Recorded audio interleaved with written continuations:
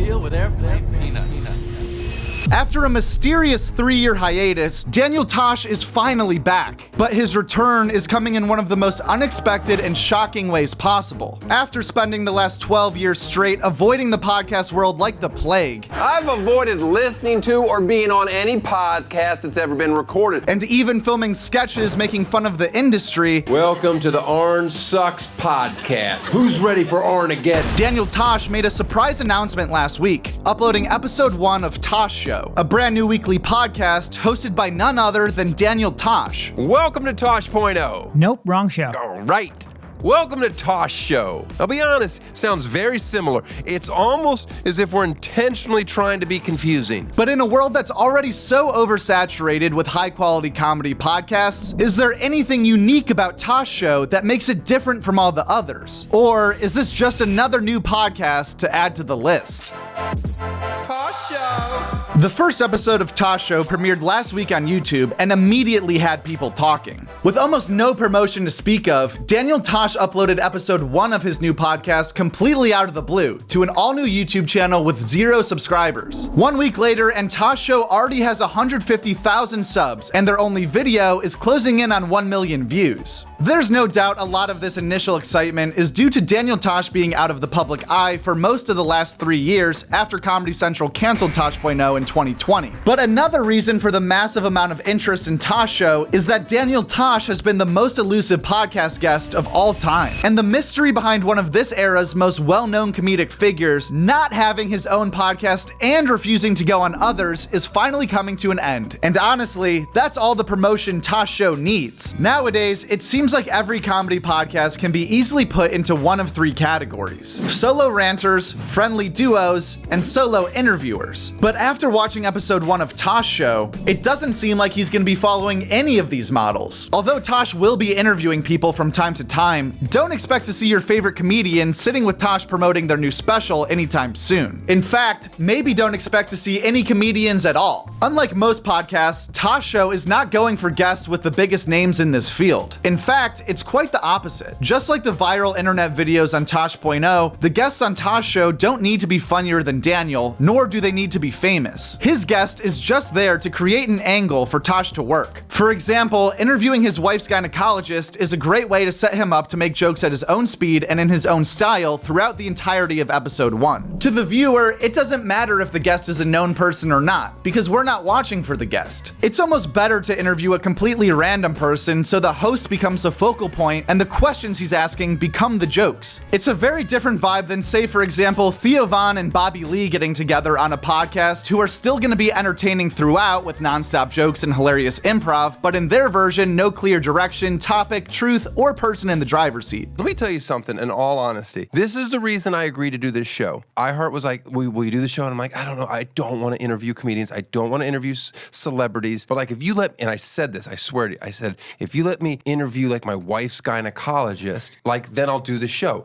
And they're like, well, yeah, but that won't ever happen. He probably won't let you. And I'm not that interesting. No, you're extremely interesting. For any fans of old school Tosh.0, this is very exciting news. Tosh Show basically sounds like it's going to be a long-form version of Tosh.0 with less production value and more of a theme. Daniel will still take time to touch on sports and current events, as well as popular online videos, but now without a clock counting down his exact time to react. And unlike most long-form pods, this is still a tight, almost written show. There's plenty of editing, cuts, and not much wasted time between questions. It seems like most comics can view their on-stage work as their actual product and their podcast as a more relaxed, behind-the-scenes glimpse into their lives. Whereas with Tosh Show, it's clear that this is a planned performance for our viewing pleasure. There's no wasted time or words spoken that aren't meant to be funny and interesting. The biggest difference between Tosh Show and Tosh.0 is that I will be wearing glasses occasionally and sitting down, because it's a podcast and you're just listening, but you can also watch.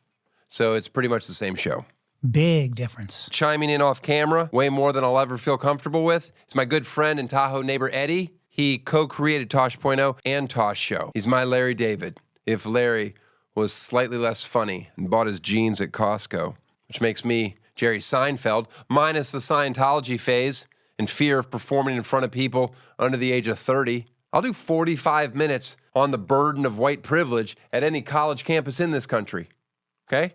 It's still unclear if we'll ever see Daniel Tosh as a guest on other podcasts, but it's at least nice to see him hosting in the meantime. Plus, we'll always have this clip of when Bobby Lee thought he was getting Daniel Tosh on Tiger Belly. There's some names in here I was like, you know what? They're going to say no, but I'm going to reach out anyway, right? New Bob.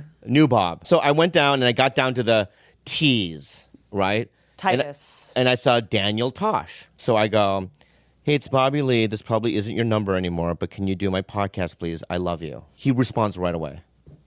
He goes, Bobby, I would love to, brother. Have your folks send me the details.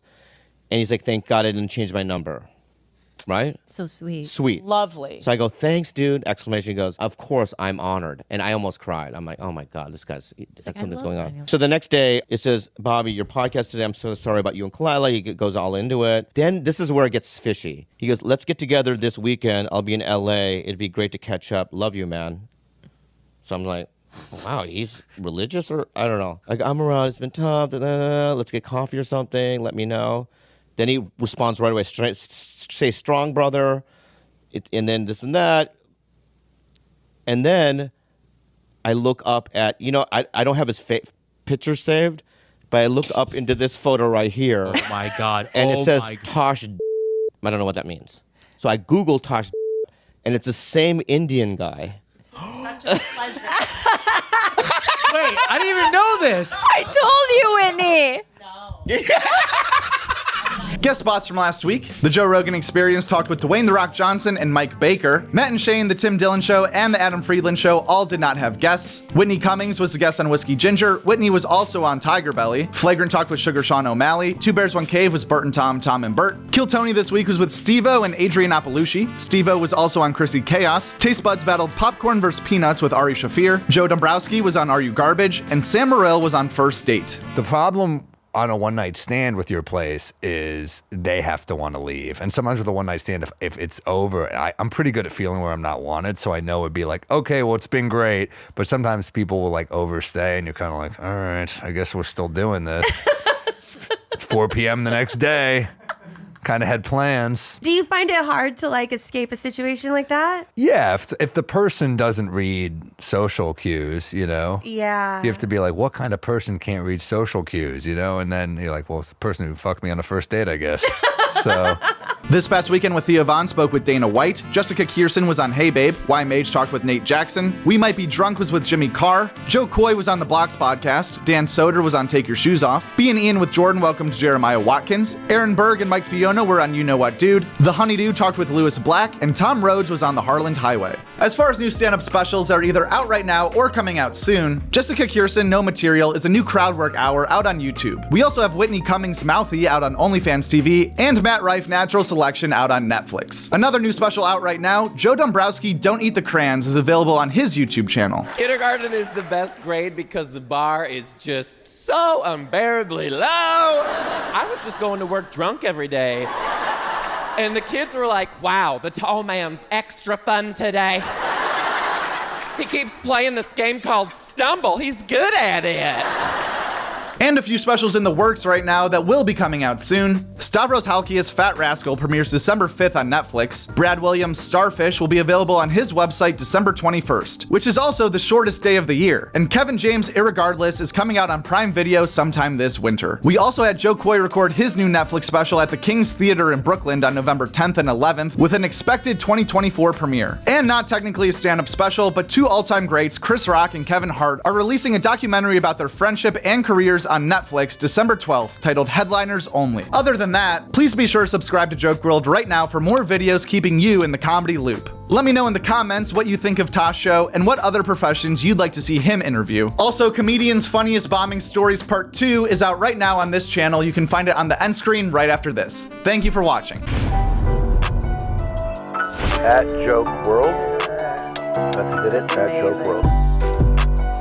And the world is WRLD. That's a great YouTube channel, Joke World. Check it out.